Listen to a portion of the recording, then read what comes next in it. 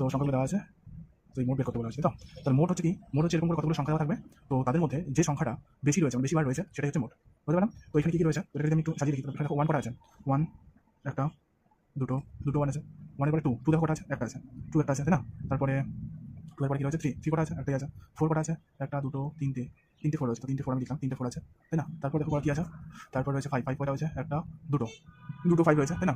তারপর দেখো six, six কটা আছে, একটা, আচ্ছা ফোর কটা রয়েছে, ফোর চারটা রয়েছে, সরি ফোর রয়েছে চারটা, প্রথমে একটা, দুই, তিন, চারটা, আচ্ছা ফাইভ কটা রয়েছে, একটা, দুটো, দুটো, তারপর সিক্স কটা রয়েছে, সিক্স রয়েছে একটা, দুটো, তাই না? তো সিক্স রয়েছে দুটো, সিক্সের পরে সেভেন আছে, সেভেন আছে একটা, তারপর এইট, এইট কটা আছে, এইট আছে একটা, এইট একটাই আছে, আর লাস্ট নাইন আছে কটা, নাইনও হচ্ছে একটাই রয়েছে। তাহলে দেখো এই যে সংখ্যাগুলো আমি লিখলাম, এই সংখ্যাগুলো অথবা তোমরা না লিখে ডাইরেক্ট এখানে দেখে প্রশ্নটা দেখে তোমরা বলতে পারবে কোন সংখ্যা বেশি রয়েছে। তো এখন দেখো সবচেয়ে বেশি রয়েছে কি, ফোর, তাই না? ফোর কটা রয়েছে, চারটা, তাই তো? তাহলে ফোরই হবে হচ্ছে তোমার বহুলক, বাংলা বলা হয় বহুলক বা মোট, ঠিক আছে?